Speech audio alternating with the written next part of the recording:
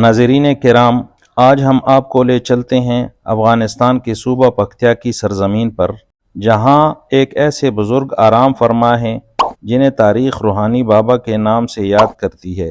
ان کا اصل نام شیخ روحان الدین تھا اور وہ اپنے وقت کے عظیم صوفی، عالم اور مصلح مانے جاتے ہیں۔ روحانی بابا کا تعلق ایک دینی اور روحانی خاندان سے تھا۔ آپ کی ولادت تقریباً 16ویں صدی عیسوی میں اس خطے میں ہوئی، جب افغانستان مختلف قبائل اور سرداری نظام میں تقسیم تھا۔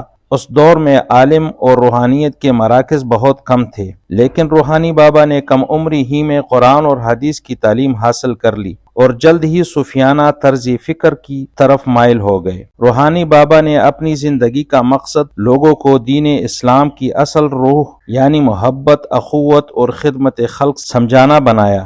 آپ نے توحید اور عشق رسول کی تعلیم دی، لوگوں کو جھگڑوں اور قبائلی اختلافات سے نکال کر بھائی چارے کا پیغام دیا، غرباء، یتیموں اور مسکینوں کی خدمت کو سب سے بڑی عبادت قرار دیا۔ آپ کے حلق میں صرف پکتیا ہی کے نہیں بلکہ افغانستان کے دوسرے علاقوں کے بھی لوگ شامل تھے، اس وجہ سے آپ کو پکتیا کا عظیم صوفی کہا جاتا ہے۔ آپ کا وصال اسی سرزمین پر ہوا اور آپ کو صوبہ پکتیا کے شہر گردیز کے قریب ایک بلند وادی میں سپرد خاک کیا۔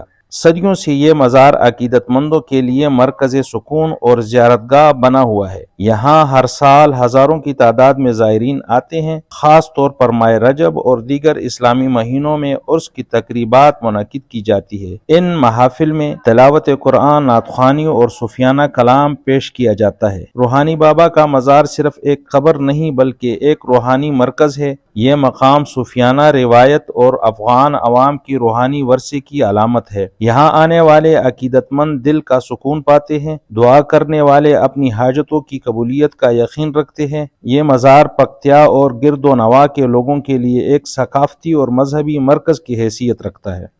یوں روحانی بابا کی شخصیت اور ان کا مزار آج بھی ایک زندہ حقیقت ہے۔ وہ اپنے دور میں اللہ کے ولی تھے اور آج بھی ان کی یاد، ان کا فیض اور ان کا پیغام لاکھوں دلوں کو منور کرتا ہے۔ یہ مزار افغانستان کی تاریخ کا ایک ایسا روشن چراغ ہے جو صدیوں سے محبت، اخوت اور روحانیت کی روشنی پھیلا رہا ہے۔